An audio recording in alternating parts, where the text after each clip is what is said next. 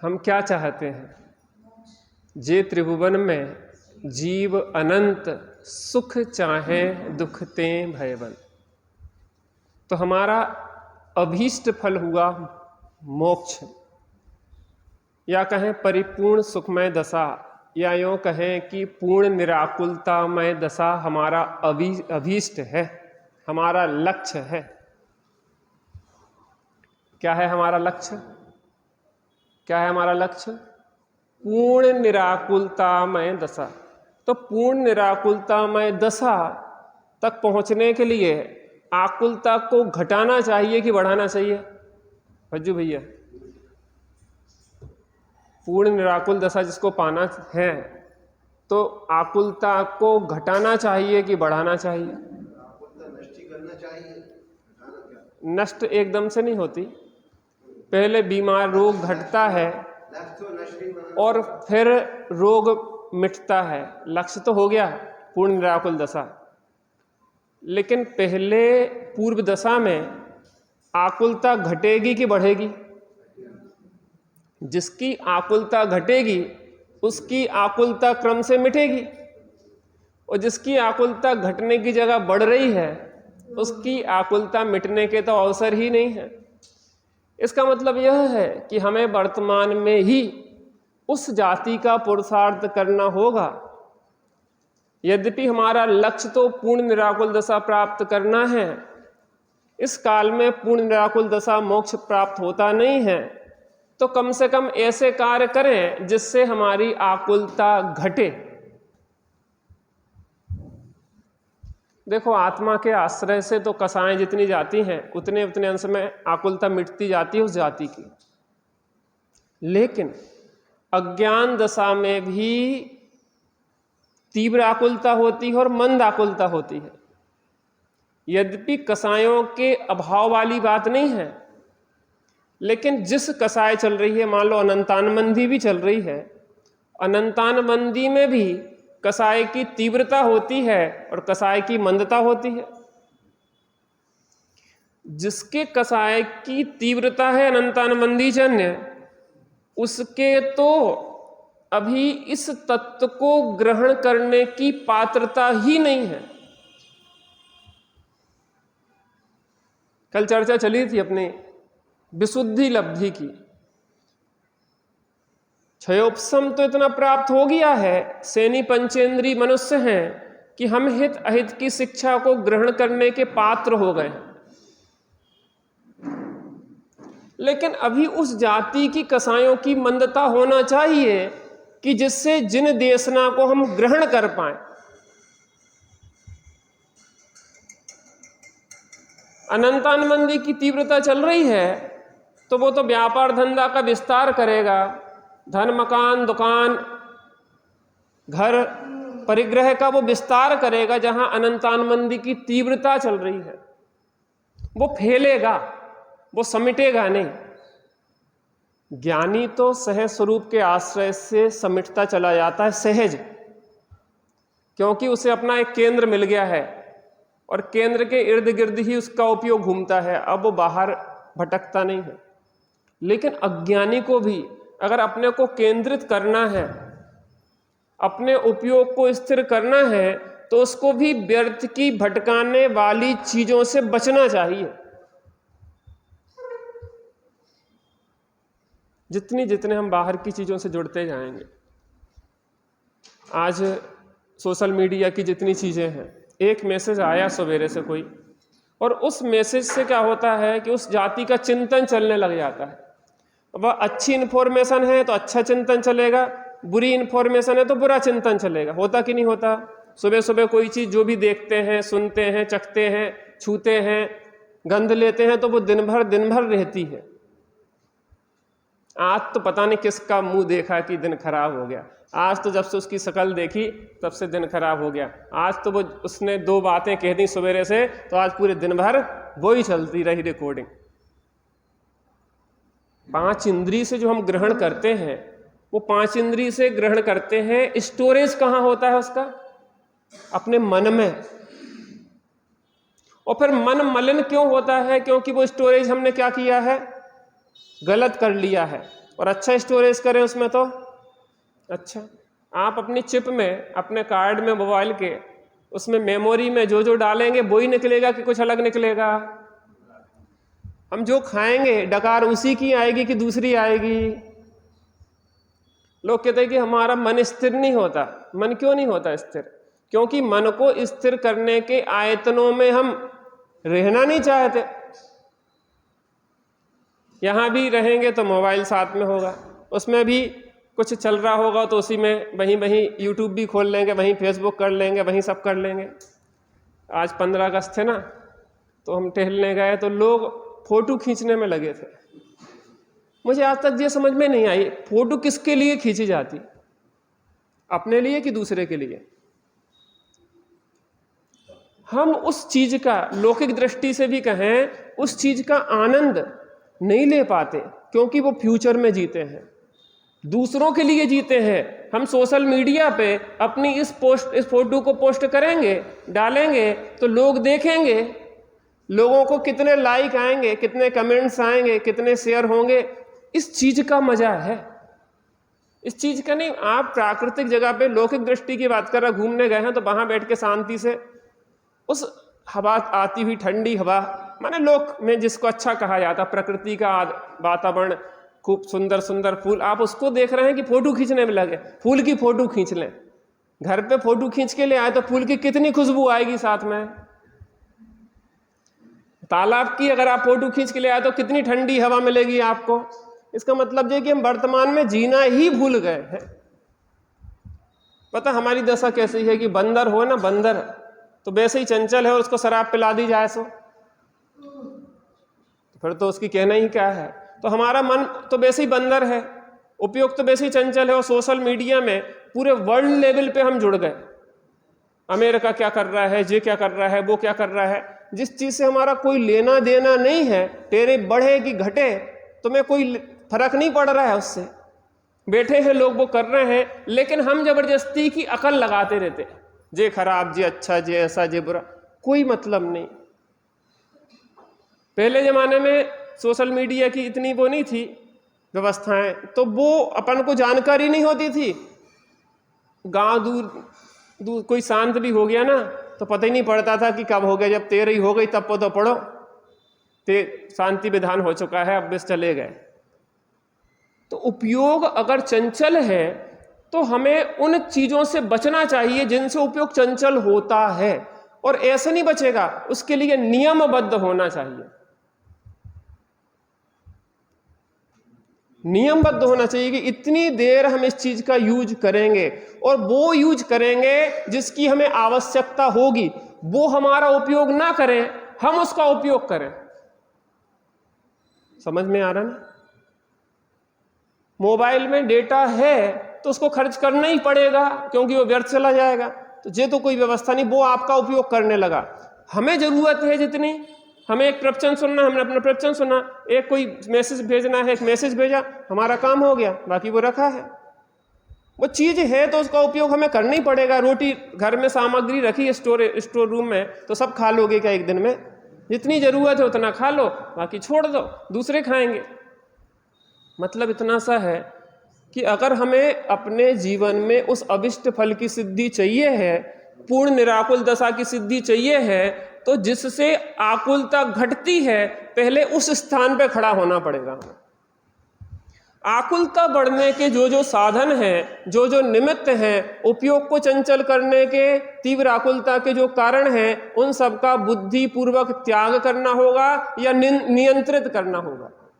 देखो, इसके पहले गाथा आई थी, उद्ग्रत गाथा थी। वह धर्म है जहां दया है, वह तप है जहां विषयों का निग्रह है। विषयों का निग्रह, इच्छा निरोधस तपः, इच्छाओं का निरोध।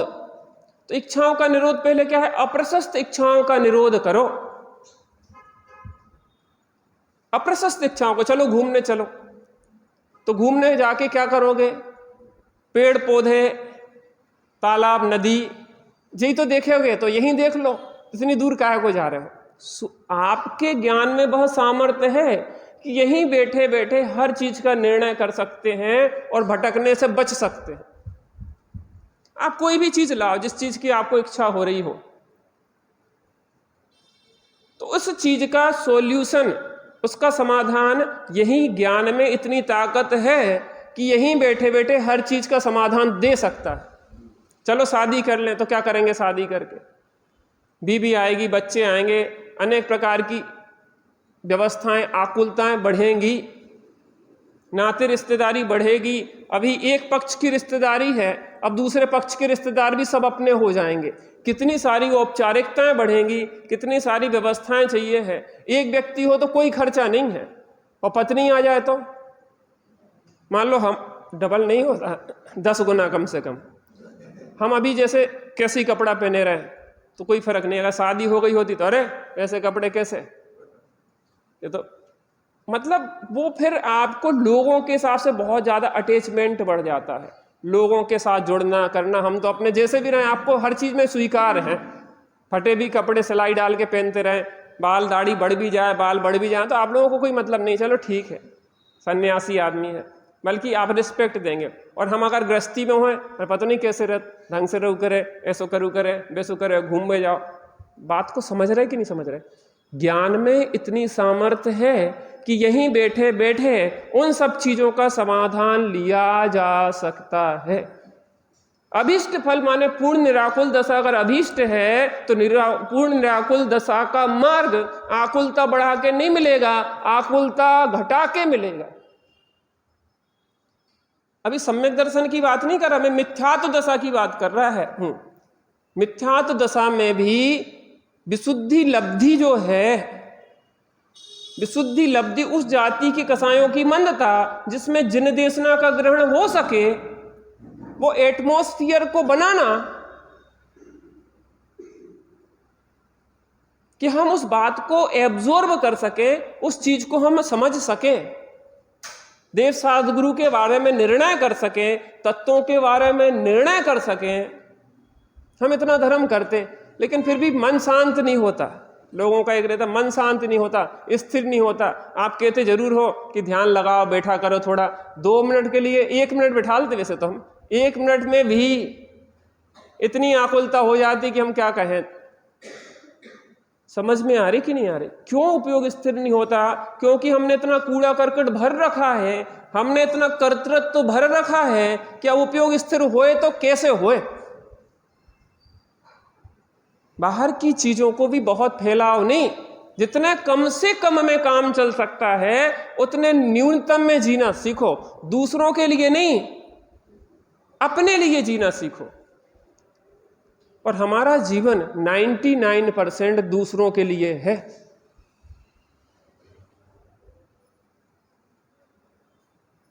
अगर अभीष्ट फल, इस शब्द की व्याख्या हो रही अभिमत फल सिद्धे। अगर अभीष्ट फल की सिद्धि चाहते हो तो, और अभीष्ट फल माने मोक्ष, मोक्ष माने पूर्ण निराकुल दशा, पूर्ण निराकुल दशा की सिद्धि चाहते हो तो अगर अभी हम मिथ्यात्व दशा में हैं, अभी हम अज्ञान दशा में हैं, तो इस मिथ्यात्व दशा में ही सम्यक सन्मुख दशा प्राप्त करने के लिए हमें अवांछित इच्छाओं का त्याग करना चाहिए, अनिष्ट इच्छाओं का त्याग करना चाहिए, अप्रशस्त इच्छाओं का निरोध करना चाहिए। यद्यपि इच्छाएं तो समस्त निरोध लायक है, लेकिन समस्त इच्छाओं का निरोध जब होगा, पहले अप्रशस्त इच्छाओं का त्याग करो, प्रशस्त आयतनों में रहो, प्रशस्त आयतनों में रह के देव सद्गुरु का तत्वों का निर्णय करके स्वानुभव करेंगे, तब सच्ची निराकुल दशा कसायों के अभाव रूप होगी। लेकिन भाई साहब, मार्ग कहां से प्रारंभ होगा? जहां खड़े हैं वहां से हम कैसे आगे बढ़ सकते हैं? आप और हम विचार करें, हम क्या कर रहे हैं आज? आकुलता बढ़ाने का काम कर रहे हैं कि आकुलता घटाने का काम कर रहे हैं? अभिष्ट फल मोक्ष, मोक्ष माने पूर्ण निराकुल दशा, पूर्ण निराकुल दशा की प्राप्ति के लिए क्या तीव्र आकुलता बढ़ा के मार्ग मिलेगा कि आकुलता घटा के मार्ग मिलेगा? धर्म की बात नहीं कर रहा, मार्ग मिलने की बात कर रहा मैं। श्रुति बहन जी, मार्ग मिलने की ये पात्रता, ऐसी विशुद्धि वो तीव्र आकुलता रूप दशा में होगी, तीव्र विषय भोगों की रुचि वाले को होगी कि वहां से वो अपने उपयोग को हटा के उसको ये लगे कि हित तो यही है, इस जिनमाणी माता की गोद में ही हित है, यही लगने लायक है, और इसके लिए पूरी ताकत से लगे। मकान जैसा भी है, भला है बुरा है, 10-20 साल 50 साल की जिंदगी काटना है, ज्यादा फैलाने लायक नहीं है। अपने जीवन का एक एक क्षण कितना कीमती है। मकान नहीं बन पाते कई लोगों के, गृह प्रवेश नहीं हो पाता कई लोगों का, और उसके पहले ही चले जाते, लेकिन पाप साथ में जाता, मकान तो साथ में नहीं जाता। ज्ञान में सामर्थ्य है। पूर्ण निराकुल दशा चाहिए तो पहले समेटना सीखो। अगर मुक्ति मार्ग में नहीं आए हो, मुक्ति मार्ग में पहुंचना चाहते, मोक्ष तो दूर की बात, इस काल में मोक्ष नहीं हो रहा, लेकिन मोक्ष उसको भी होगा भविष्य में जो मुक्ति मार्ग में होगा, और मुक्ति मार्ग उसको मिलेगा जो मुक्ति मार्ग का पात्र होगा। पात्र वह होगा जो जीवन में समेटेगा। बाहर निर्वृत्ति स्वरूप प्रवृत्ति में सहयोगी है। पता, उस निर्वृत्ति का निषेध किया जाता कि निर्वृत्ति तो बाहर से ले ली है और बाहर के ही जंजाल में अभी उलझे हैं, वो निर्वृत्ति नहीं है, वो तो निर्वृत्ति का नाटक है। हमसे ज्यादा समस्याएं उनके साथ हैं। हमारे लिए तो परिवार के 4 लोग हैं और उनके लिए तो 40 करोड़, कितने 40 लाख है जन, कितने हैं? 40 लाख कहते ना, कितने? नहीं, भोपाल में नहीं, टोटल कितनी पॉपुलेशन है? अरे जैनों की बात कर रहा है, 40-50 लाख है, कितनी है?